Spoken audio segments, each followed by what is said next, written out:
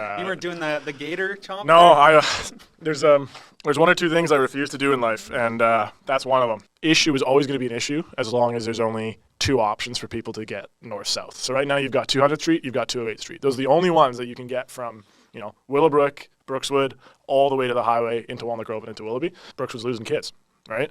Because the reality is most young families who would otherwise love to live in Brookswood, they can't afford those Brookswood homes anymore, right? Mm-hmm.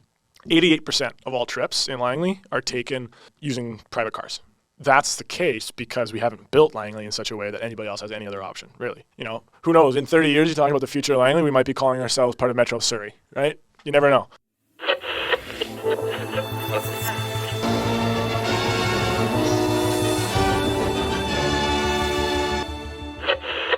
Hey everyone, welcome to another episode of Live from Langley. I'm your host, Daniel, Langley resident and social media influencer, so I've been told. Apparently, people recognize me on the streets all the time. And today with me today, what? That didn't make sense.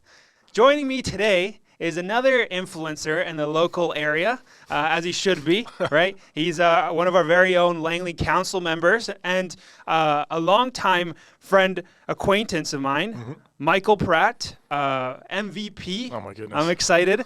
Today's going to be a great episode because we're going to be talking about the juicy details about what's happening in Langley, and I'm excited for that. Quick about Michael, you're super young and you're on council. Like, how's that been for you? Yeah, it's been really nice. A lot of learning, obviously, but the nice thing is I've been kind of around for the last number of years, and so I'm not going into it completely blind. But obviously there's, I know this will come as a shock, but there's a lot of politics in politics. And so just being at the stage of life that I'm at, still learning a lot of lessons, but have really enjoyed it because it's something that I've wanted to do. And I think that, giving back to your community and working for people is one of the more,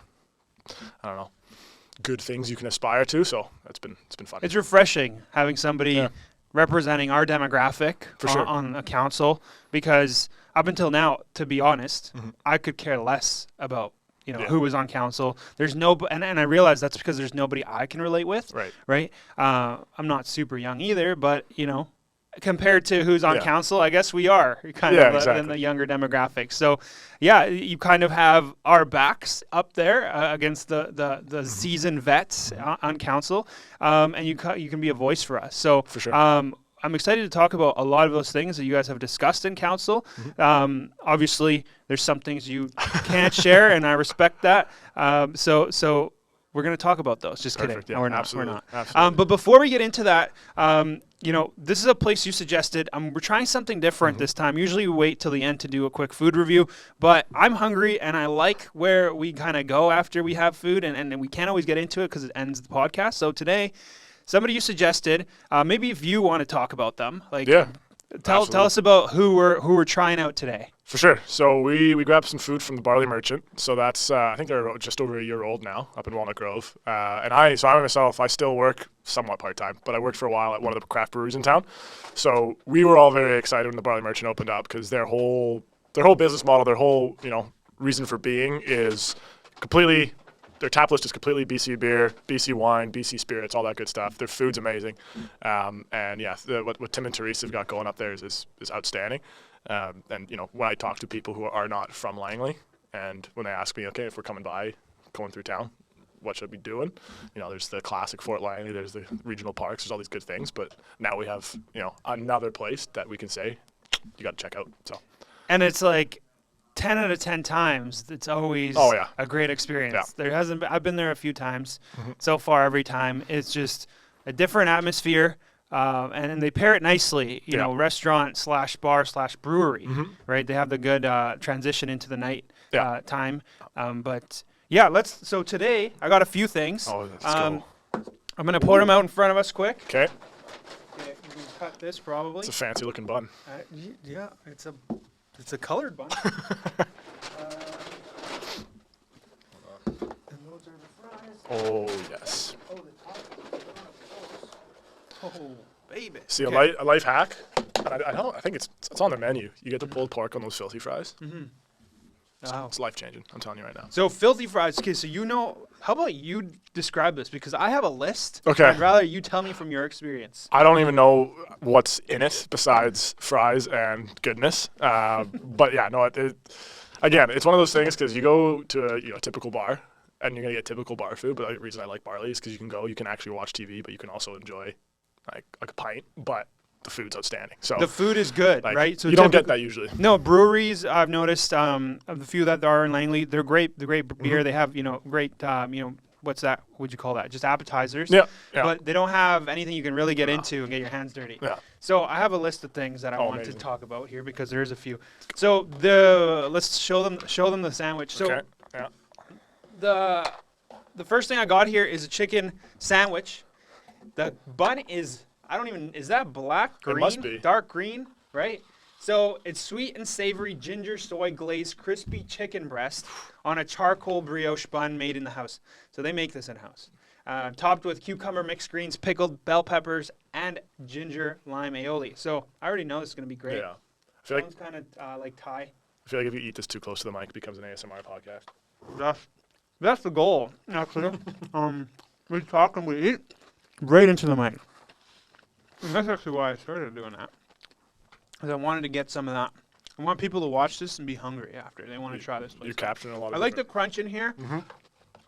It's not too oily. I've had experiences with chicken breasts. They get a bit oily when they're deep fried, or sorry, not deep fried.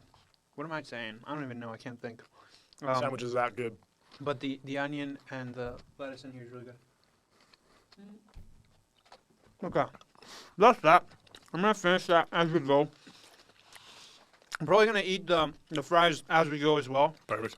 And let's just eat it as we go because I just want to get going on this. Sounds good to me.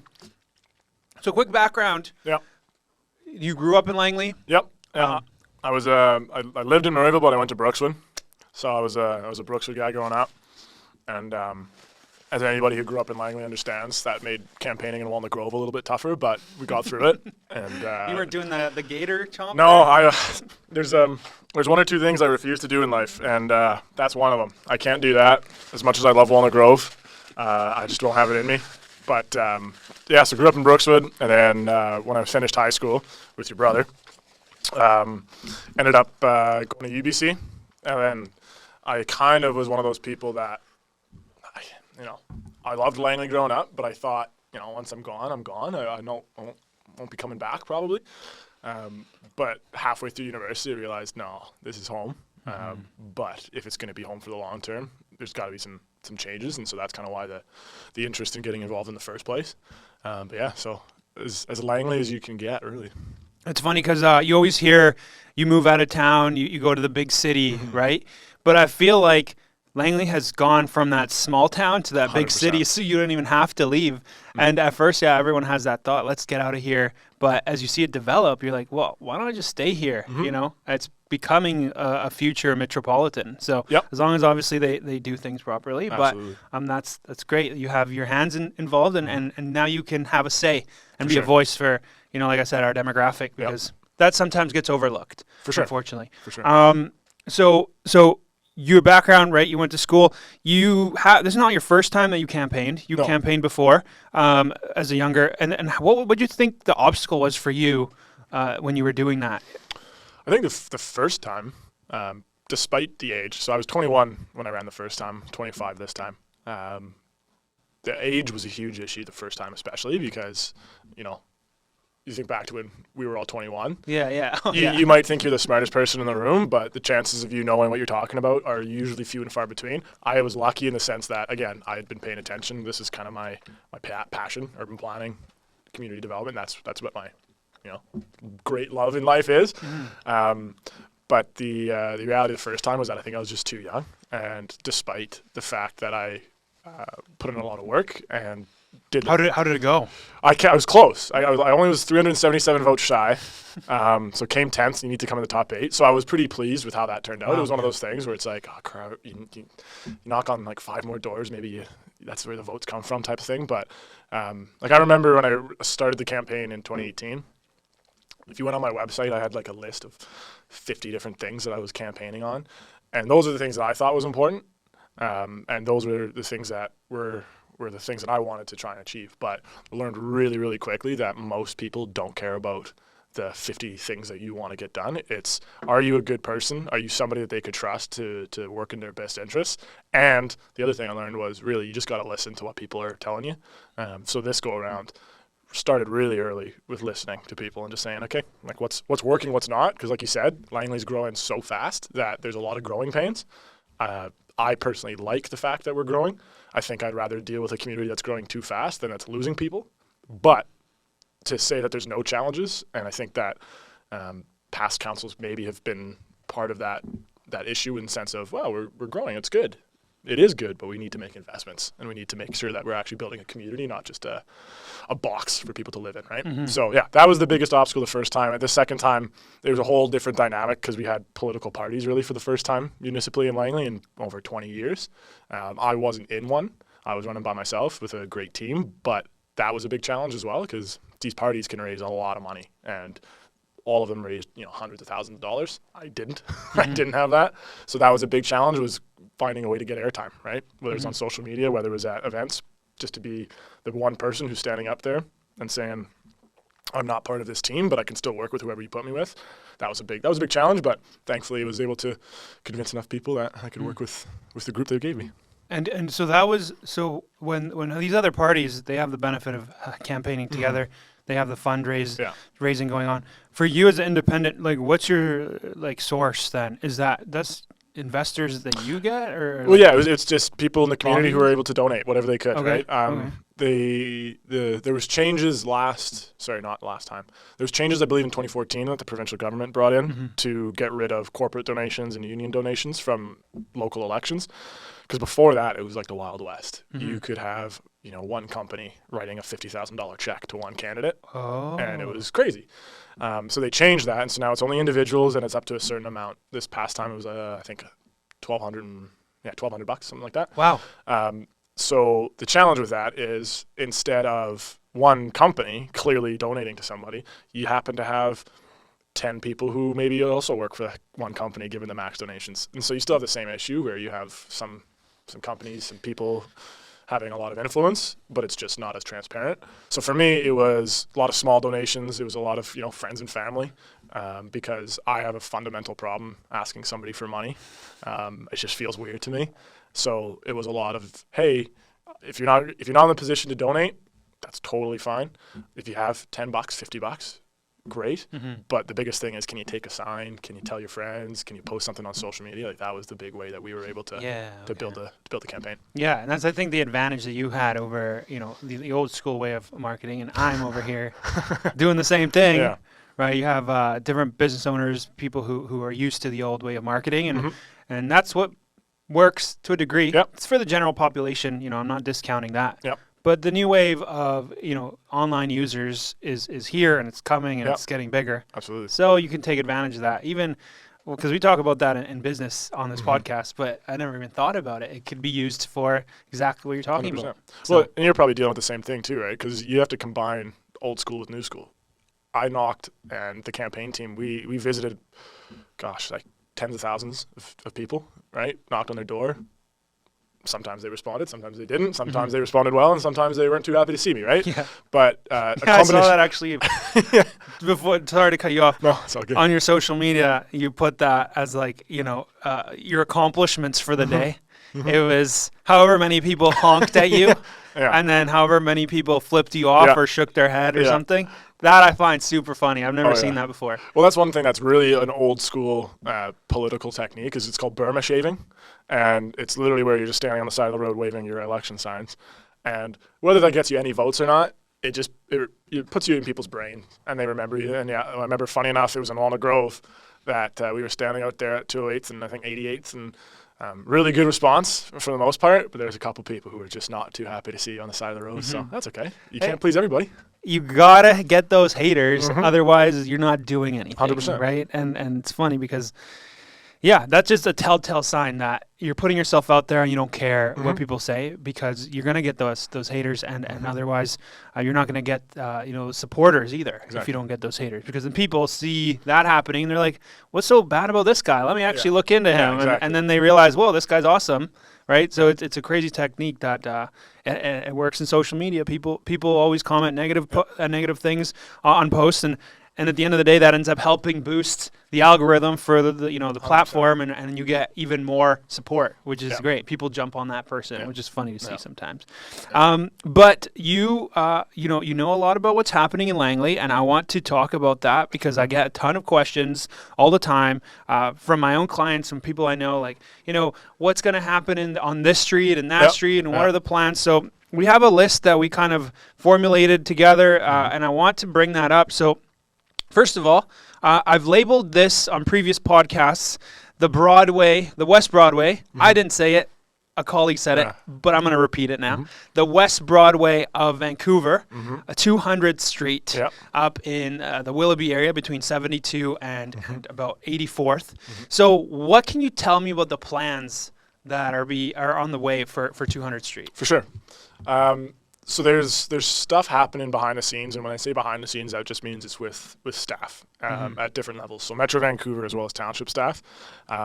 So Langley, especially in the Willoughby area, has been planned in different timelines, and there's different neighborhood plans for each area. So along 200th Street itself, there's about 5 different neighborhood plans that guide the future. So when this new council came in, there was a couple of us who were kind of concerned with that in terms of, okay, well, what's the actual cohesive vision for 200th Street? Because kind of like you said, 200th Street, when it's finished, will be our West Broadway. It'll be almost our downtown, right? And so we need to get it right, and we need to get it right now because we still have a lot of land that's still to be built on.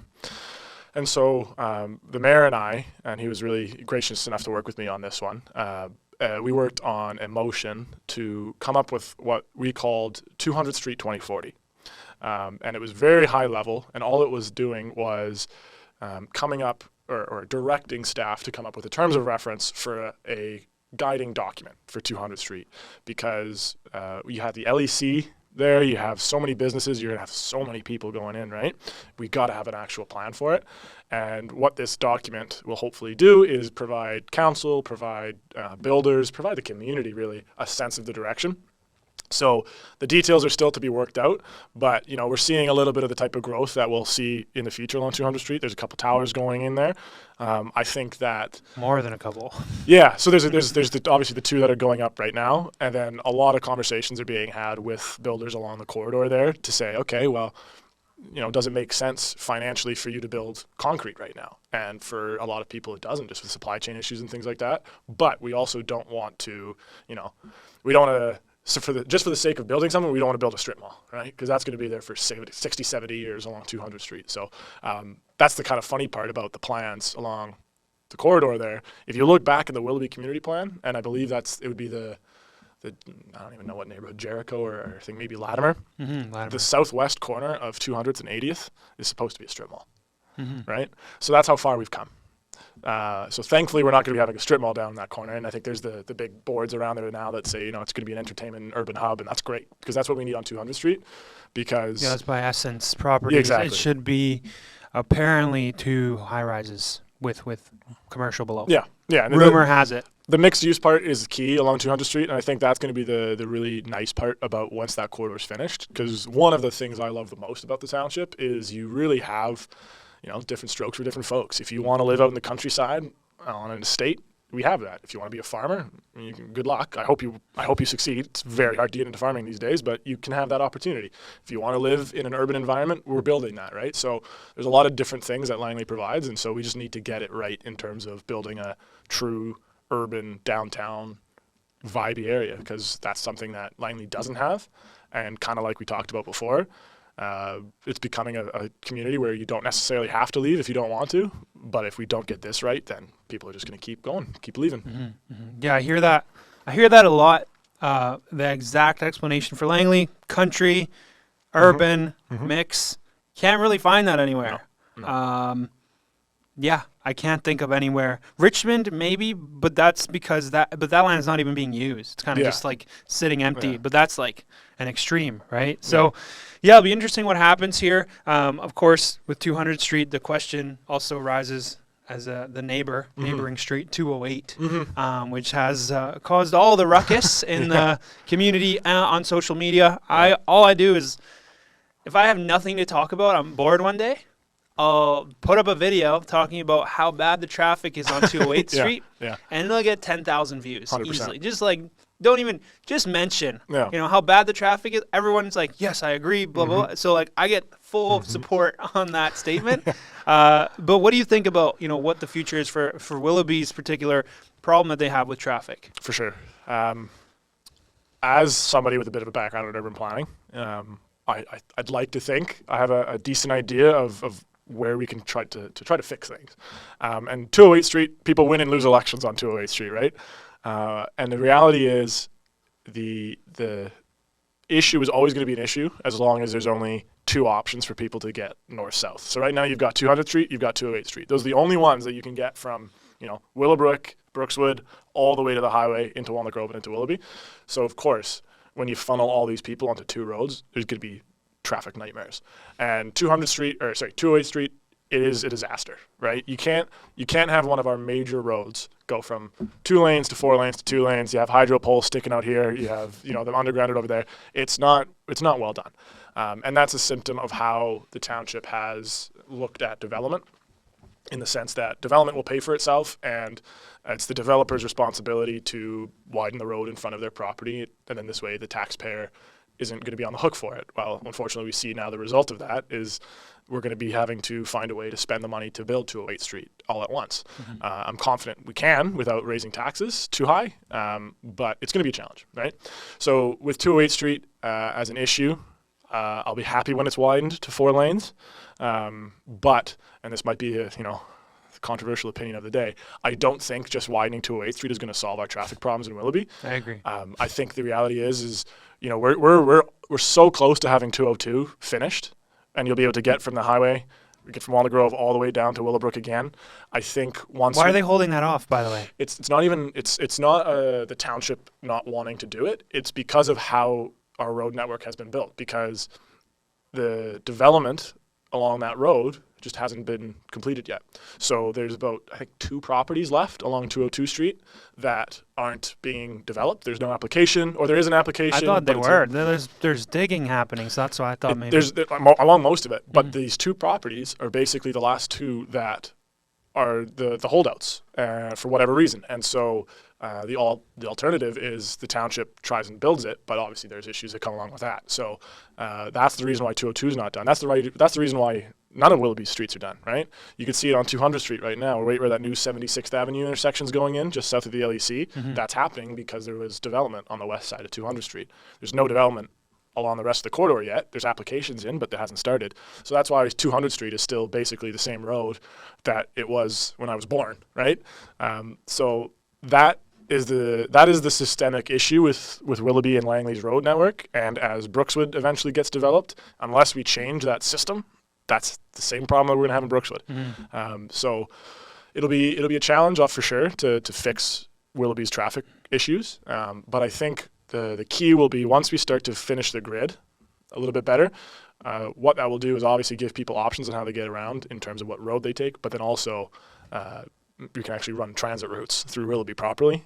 And that's a whole other story that I can go on for hours about. But yeah, once we complete the grid, people can choose whether they bike, walk, take the bus, however they want to get around, and traffic will get better over the long term. But just finishing 208th Street, unfortunately, I don't believe will just completely solve Willoughby's traffic problems. It's not. It's there's still so much traffic that's going to be pushing through there. Yeah. And even more people will start using it because they feel like, oh, it's not as bad. Exactly. But so now there's an increased use for it. So yeah, I could definitely see it even getting worse if they improve it. But like you said, it's probably not going to happen unless every house on 208 in those 2 plans there starts to get developed, and there's no plans for it so they're not going to. Well, the township now in our draft capital budget for this term, there are plans on finishing 208 Street. Okay. The council majority, the contract with Langley, they campaigned on that, and so they're bringing that in. It's just the issue of, okay, how much are we going to be able to spend, and will we be able to do this? And so there's questions still to be raised, but it is on the council priorities list, and so we're working on it.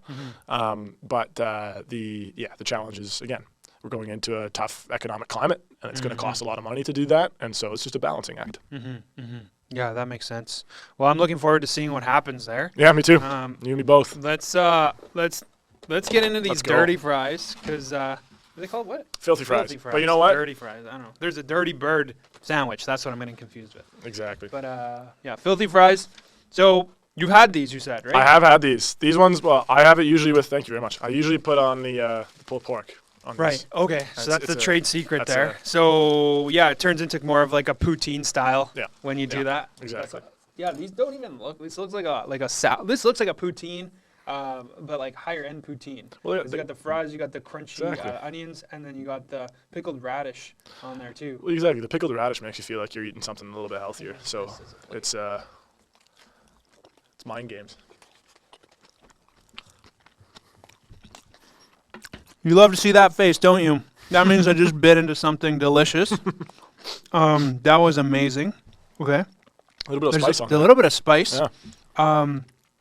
Spice is getting a little bit worse. Nope. Okay, it stopped. Okay. The mayo on there, really good.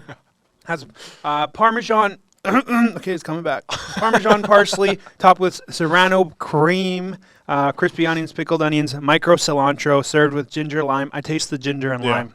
Yeah. And soy mayo. Micro cilantro, that's fancy. Yeah. I mean, that's cilantro. I was gonna say it's just chopped up finely. There's I thought that was from there's a cool farm out in Aldergrove. It's called the Micro Greenery, and I thought maybe actually that's that. Oh, maybe it is. Maybe that's the one on there. Maybe it is. Yeah, I like how you can have that. Like I'm trying to bring businesses on here, and I'm finding a ton of businesses that are started out of Langley. So that's pretty cool that they can also be featured in the local restaurants. 100%. Whereas if you go to a metro city, sure, maybe the company was started in, say, Vancouver, but they're not growing whatever they're selling there. No, exactly. And it's funny because obviously Cactus Club, right? It's a Vancouver company.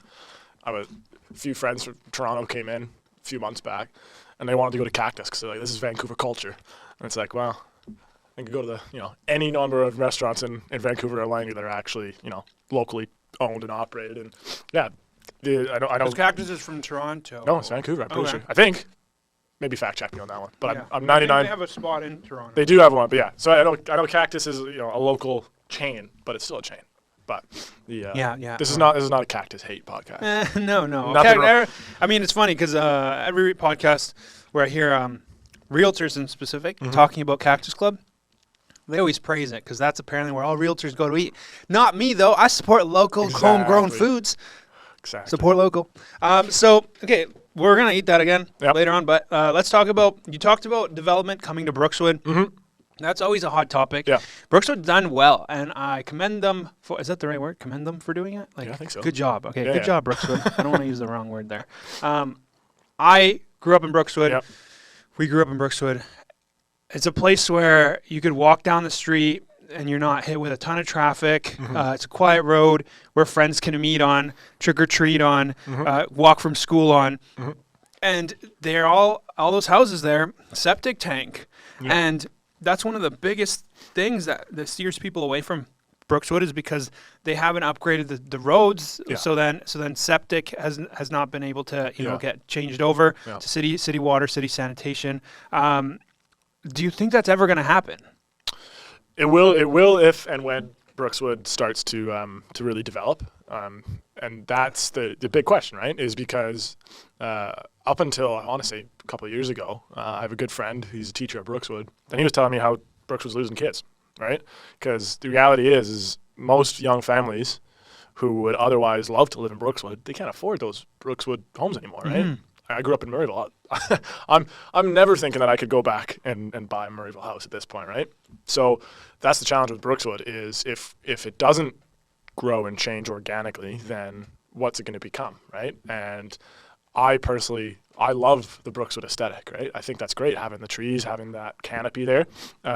And there's cities around the Metro Vancouver area and around, the lower mainland Canada that have done it right in the sense of they've managed to grow but preserve the natural feel. So I think of, when you go down to Port Moody and, they managed to somehow have high-rise towers, but then also protect the evergreens around them, and it feels like you're in a forest, but you're also in an urban area. And I think that's what we could do in Brookswood pretty not easily, but pretty well. I think, Brookswood could almost have the vibe, the aesthetic of a Whistler village, in the sense of it doesn't have to be super dense. From most people that I talk to in Brookswood, they don't necessarily want it to become a super dense neighborhood. Everyone thinks, though, Brookswood, they don't want it to become another Willoughby. Exactly. But it doesn't have to be. No. And unfortunately with Willoughby, I think density has become a dirty word because we've put thousands of people in the neighborhood with very little commercial space. We haven't built amenities for them. The road network doesn't exist, really, right? And so if I was a Brookswood resident still, I would be concerned too. It's like, you're going to come do that to my neighborhood? But on the other hand, you talk to a lot of people who live in Willoughby and they love it. Right? Because despite the fact that it's growing and there's challenges, they can still, walk to a trail that's right next door, and they have the Willoughby Town Center that if they're going to drive to it, it's a 5-10 minute drive away, or it's a walk. They're close to the highway. They're close to Walnut Grove. Like, Willoughby is a place that young families, new Canadians, tons of the young families, they really like to live, right? So there's pros and cons to everything. I think in Brookswood we can definitely grow better in the sense of we've learned some lessons. And I think that the challenge with Brookswood will be balancing the desire to see the aesthetic stay and actually having plans that can be implemented, in the sense of, if you have a 5-acre parcel and lots of trees on it, well, we might not be able to keep all the trees if we're building single-family homes. But if we build some townhomes on it, instead of all making it, 9,000 square foot lots, then we can keep the green space, we can keep the trees and still build the same amount of homes. The builder can still build, it makes sense for them. And, there's new people who come into Brookswood. And so I think there's a balancing act, and the neighborhood plans are being reworked as we speak. That was one of the first things council did was say, we want to take, another quick look at these and make sure that we're getting it right. And I think that was the right call. And so I'm excited. I think Brookswood really will be a great neighborhood for a very long time. It's just going to take a little bit of effort, which... Why do this job if you're not in it for the effort, right? Yeah, and like you said, it's growing pains. Like it's got something that needs to be figured out, but there has to be planned properly. Otherwise, it's better to take on those problems now before, and then take on them after, like Willoughby, where now there's too many people and it's harder to maneuver around because they're gonna have to shut down traffic for a period of time. So think about that. So Brookswood, and something we talked about. And there's a few things here in the same topic because I think they pair well together, is future of transportation in Langley. Oh, yeah. Also SkyTrain. Is it a good thing or a bad thing in Langley? And, what's Langley going to look like in 30 years? I feel like they all kind of go hand in hand. Yeah, no, there's a lot to unpack. And I think before I get into it, I should just say I'm excited for the future, especially for the township. We're going to have growing pains. We're at 145,000-ish people right now. In 30 years, we'll probably have crossed the 200,000 people threshold, right? Between Willoughby and Brookswood growing, and hopefully Aldergrove. We'll start to see some infill development there. So there's going to be a lot of differences between the Langley of now and 30 years. Because you think back to Langley it was 30. It's 2023. You think back to the Langley of 1993. Completely different, right? So future transportation, my master's degree will be in urban planning, and my thesis is going to be on transportation. So it's it's an issue that's close to the heart.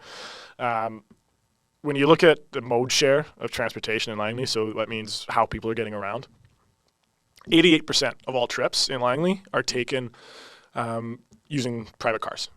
And then that's the case because we haven't built Langley in such a way that anybody else has any other option, really. And then you look at another stat that I find always really interesting, and I learned this during the campaign through some research, and I've always grown up thinking Langley's a bedroom community, and I think most of us kind of are in that mindset where their home's in Langley, but they're working everywhere else, especially in Vancouver. But you look at the data, and 36% of the people who live in the township work in the township. And then when you include the city of Langley, you include Abbotsford, you include Surrey, you include Delta, these places that are all south of the river, it shoots up to like 80-something%. Wow. Only about 7 or 8% of people, and this is based on, I want to say the 2016 census, if I remember correctly. So it's probably even lower now. Probably, yeah. With remote work and the everything. amount of remote work, well, the amount of jobs that have been created in Langley now, only 7% of people go all the way into Vancouver for work, right? So the future of transportation in Langley, it's got to be more Langley specific, Langley focused, or at least South Fraser focused, right? Because it shouldn't be harder for you or I to get to, west side of Surrey than it is to get into downtown Vancouver, right? It's crazy. So for instance, I was just yesterday, there's a new coffee shop that just opened up by 𝐿𝐴 there, and I wanted to go check it out. It's one of my favorite things is when a new cafe opens, because that's a really good third space for people outside the home, outside of work. And I thought, well, I live down in Willowbrook, right by the Home Depot. I'll shoot up there on the bus. No worries. You look at Google Maps, it's going to take me 8 minutes to drive there in my car, or 22 minutes on the bus, and that bus comes every half hour. That's not a system that's going to encourage people to use public transit. And so there's a lot of changes that have to be made in terms of the actual physical infrastructure. We have to have conversations with the TransLink about, the frequency of the bus network that we have. They're dealing with their own financial issues right now. As you probably saw in the news recently, they're asking now for, I think it's $250 million from the federal government, $250 million from the province to basically keep them afloat. So there's a lot of issues, right? But it took me 22 minutes by the bus to get up to 𝐿𝐴 from the Home Depot. Had to make sure I timed it properly, because if I missed my one bus, I'm waiting another 35 minutes in the pouring rain to get it. And that's the key. In urban planning, the mantra is, if a bus or a train or whatever it is comes about every 10 to 15 minutes, that's the standard that people will actually start to replace car trips with transit trips. Yeah, SkyTrain works like that. Yeah, because even down Fraser Highway, I've seen, you get that 10, 15, 20 minutes. When you're in the city of Vancouver, people complain about Metro Vancouver's transit a lot. And I think for those of us who are living on the periphery, it's right. We're right to complain. There's a lot of issues. But when you live in Vancouver, or you live even in Burnaby and downtown Surrey, our transit system works pretty well in terms of, especially compared to the rest of North America. So yeah, there's places in West Broadway, the 99B line's coming every 6 minutes. You don't have to think about it, right? You just know you're going to go down to a stop. Within 5-10 minutes, there's going to be a bus there. So that's the standard that we need to get to. So for me, that's the future of transportation in Langley is, I'm never going to try and ban people's cars, right? I don't want that. It's Langley, right? We have a huge farming community. We're on the edge of the Metro Vancouver area. People are always going to need their cars. But we need to give people the option if they want it to bus, they want it to bike, or they want to walk. So that's what we need to do. We need to make the physical changes needed to change that. And then, we need to have a conversation with our Metro partners, TransLink, make sure that we get the investments in Langley. And a huge investment, obviously, is SkyTrain. So the township is technically getting one stop, and it's going to be right in the Willowbrook Mall area. Final details of where, kind of working out those, but it'll be right on that corner. It'll be on the township side, and then the city of Langley is getting the. By that corner, you mean Willowbrook Drive, and Fraser Highway. Fraser Highway, and then 196th, where that turns into Willowbrook Drive, right? Yeah. So, it'll hopefully be on it will be on the township side, right? And then the city of Langley gets the last stop. So now the stop in the city is right in their downtown. Super walkable for most of their community. That's great. That's what you want. And they're going to be building up a lot around the SkyTrain, because you think about it, it's going to be in the 𝐿𝐴𝐴𝐺 casino parking lot, right? So there's a lot of changes. So there's a lot of changes that can happen around that neighborhood. Our stop, obviously the Willowbrook Mall. That's a weird spot. It won't be the Willowbrook Mall forever, because we see in other cities, Burnaby, Richmond, what happens to big malls over time when they get SkyTrain investment. I was talking about this, yeah. So it'll be different. And Willowbrook eventually will probably be, a second downtown for the community. It'll be great. But that's going to take some time. And so SkyTrain for the township is great, especially for those people who are commuting to Surrey, to Vancouver, Burnaby. Awesome. The challenge will be the design of our community that we have right now. Everybody's still going to have to drive to the SkyTrain, right? So traffic's not getting any better. For those of us who are commuting and working in Langley, SkyTrain doesn't help us. For those of us who want to get around the community, SkyTrain doesn't help, right? So what we need to do is to make sure that as we're building the train, we're also thinking about the transit that we need to connect the SkyTrain to all the different neighborhoods and communities in Langley. So we're going back to the 200th Street corridor, for instance.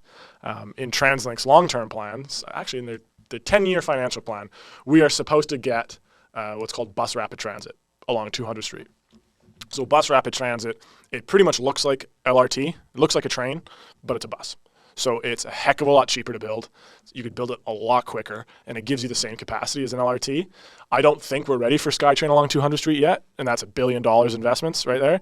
But we should have rapid transit up and down 200 Street tomorrow, and we could justify that.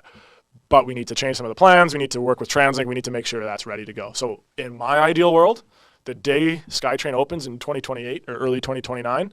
We'll see. Yeah, exactly. We'll see. We'll see. They're well on their way, and it's like I'm optimistic, but it's a massive government project. Those things. Yeah, that's huge. I'm in the government. I can tell you, those things are always a little dicey. But I want to see on day one. I want to see bus rapid transit up and down 200 Street from Maple Ridge down to Willowbrook. In an ideal world, it goes all the way down to Brookswood, connects to Campbell Heights and Surrey, so people can actually get from their houses to their jobs. One day we need it down Fraser. We need it out to all the way to Aldergrove. We need it to Abbotsford. I know Abbotsford's not Metro Van and they're not TransLink, but is Langley considered Metro Van? we're the last Metro Vancouver municipality. So that's interesting because it's funny, just off topic, but you mentioned how Langley's growing so fast. Yeah. Metro Vancouver. Mm-hmm. That's Vancouver Yep. to Langley. Yep. Fastest growing city in the last 5 years. Yes. So 2016, 2021, when it was, no, 20, what was that? 2020, yeah. Yeah, that's 2021. Yeah. Langley Yep. City, Langley Township number 2. Yeah. So Oh, yeah. it's crazy. Well, we're building the most homes that people can actually afford, besides Surrey. Surrey, like on a raw number basis, Surrey's building a lot, and they have a lot of people, obviously, and they're going to be, who knows, in 30 years, you're talking about the future of Langley, we might be calling ourselves part of Metro Surrey, right? You never know. The rate that Vancouver's been building homes, they might lose their might lose their crown. I don't think they will, but I hear that a lot. There's too, talk yeah. about that, right? Yeah. And I have a couple friends who kind of are involved in city politics in Vancouver, and they're pretty bullish on the new direction for the city. So I'm excited. Yeah, about it's the new what's it called? 𝐄𝐦𝐚, Yeah. I'm looking forward to them too. But yeah, it'll be really cool, and I think in the township especially, that growth is it's coming, whether we like it or not. We have the most per capita new Canadians who moved to the township in all of Metro Vancouver.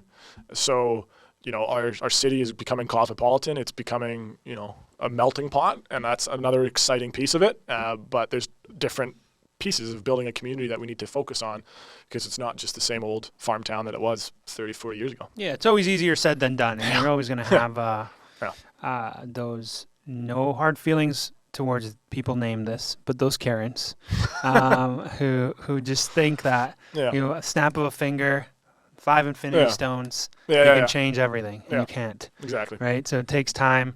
It most likely won't necessarily be done with the single, the single 4-year term. No, absolutely right? not. It has to be done over how long do you think that might take to get everything sorted? I think it'll be an indefinite. How many times do we have to vote you back in?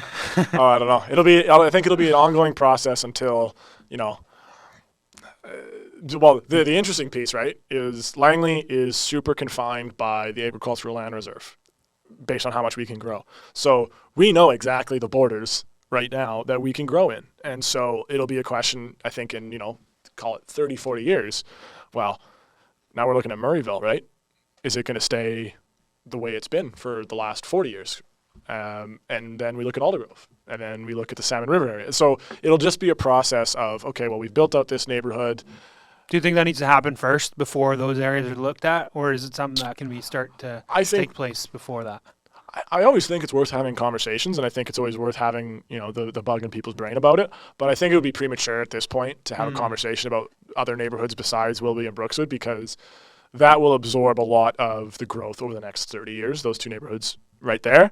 And there's so much we have to get right with those two neighborhoods before we even think about looking at everyone. We have Willowbrook, right? Willowbrook is untouched in terms of residential units, and it's all strip malls and, suburban business park right now. Yeah, the condos there are like 90s built. Yeah, and so, Langley Meadows is a community that's going to be within walking distance to SkyTrain. And it'll be that's one of the first neighborhoods I knocked on their doors in during the campaign. And some people you talk to are excited about the train coming, and they're thinking of, I can, talk to my neighbor and maybe sell our properties to somebody who's going to build something. And then there's other people who say, I absolutely do not want anything to change. I bought this house 20 years ago, and I want to be in this house for 30 more years in the exact same place. Mm-hmm. And it's you got to balance those two people's wishes, right? Mm-hmm. But at the same time, you got to just keep your eye on the future of what this community is going to be. And the nice thing about working with this council is we always hear from almost everybody about how we're not just governing for the next 4 to 8 years, we're governing for the next 40. And so that's why it's been a pleasure working with everybody, despite some political differences, despite differences of opinion, which is healthy in a governing body. It's been great because I think everybody's focused on the long term. Totally. Awesome. Well, it's been great having you on. We're going to get into those last tacos, but while I pull those out, maybe talk about where people can find you, how they can support you, how they can help spread your message, and if you have anything in the pipeline, go have at her. For sure. Well, I'm on Facebook, Instagram. I have a very terrible TikTok. I was encouraged to start during the campaign that I got to put more work into. But yeah, any of the socials you can find me. Thank you. I appreciate it. Any of the socials everybody can find me on. I can still have my website up as well. It's just my name.ca, michaelpratt.ca. I guess I should probably What's the V stand for? Vincent. So my middle name is Vincent. I like that. So my parents. You were born and named to run. I was born as MVP, and so my parents either set me up for success or failure with that one because it was gonna be Vincent because of my granddad, and they're like, wait, if we give this guy an M first name, he's set. Yeah. That's funny. But yeah. So these are as the last episodes that came out. We started to dig into some vegetarian options. Oh, there we go. We haven't made fun of it. Someone said, "Are you a vegetarian now?" And I'm like, the food so far hasn't been that bad. So listen, I'm trying those options. I need to get my veggies in somehow because I hate having vegetables by themselves. I'm convinced that vegetarians are probably the best chefs out there because if you're not cooking with meat and you got to find a way to make every meal exciting and interesting, and all you're dealing with is chickpeas and lentils, you gotta be good at what you do. Yeah, exactly. So this one has is a vegetarian taco, tortilla with romesco. I don't even know what that says. But anyways, cucumber pickle, red onion, crispy slaw, herb and spicy aioli, feta cheese. The meat, the protein, I guess in this is one of the craziest inventions I've ever heard of, but it's the most delicious, and you've had it before. I'm talking about cauliflower. Oh. The cauliflower, what is that? Like the breaded cauliflower that they use as wings? Oh, yeah. Like those things are fire. So good. Yeah. And it's underrated for sure. Oyster mushrooms. Oh. Seasonal vegetables tossed in next gen flour, it says. So did you ask them to write about this for you? I did. I wrote this. You did? Oh, there you go. No, I didn't. They did it. I was going to say, put in the work. Yeah.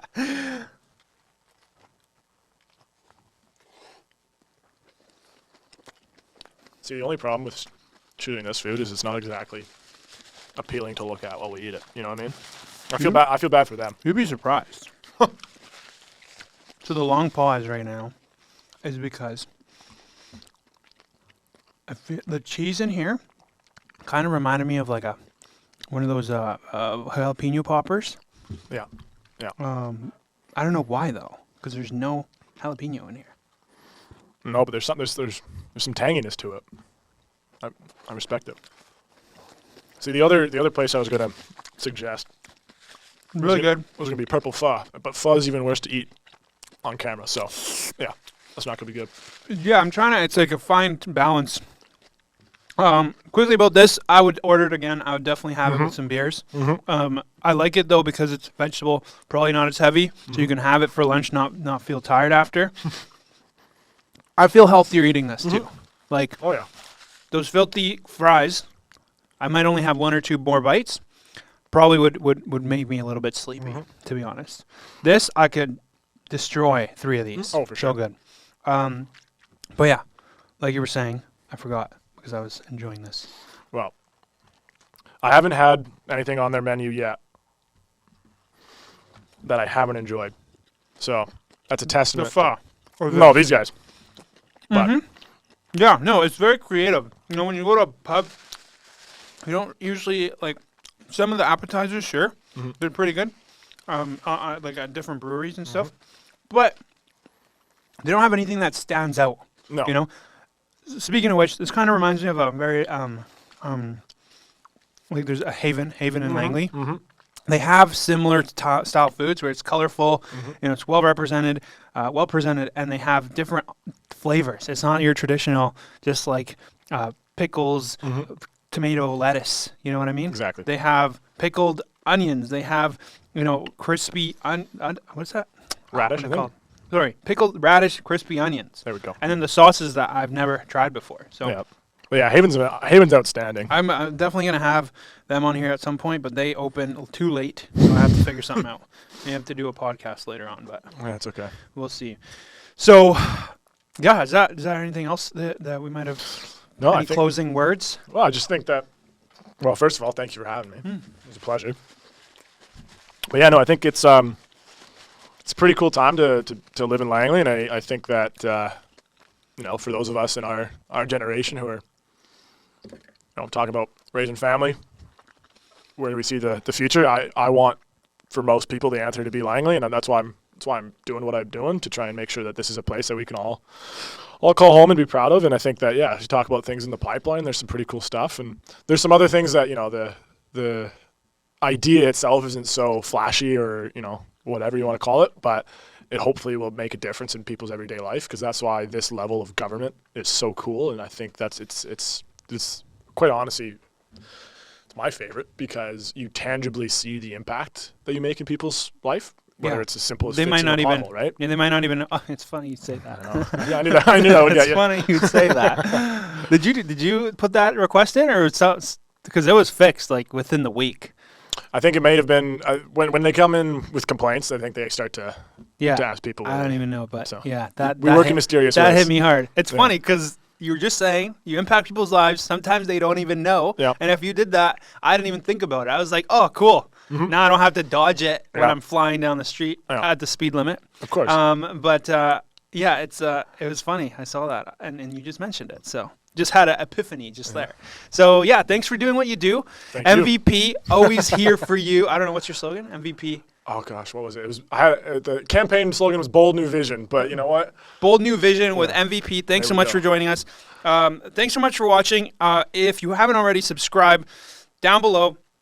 Send us some comments or anything. We're going to have him on again. I was talking about this already, because we haven't even scratched the surface of what's going on in Langley. And, there's always updates. So I would like to have him on as all guests, right? If anything new comes through the pipeline, we would love him to be our connection with the city. There's obviously other people that have been reaching out from the council as well. But you're my guy. So I'm looking forward to having you on. Thanks so much for watching. And yeah, I'll see you on the next one. I don't even know. I'm going to finish these fries, though. Absolutely. Sweet. Thanks. Thank you, man. Appreciate it.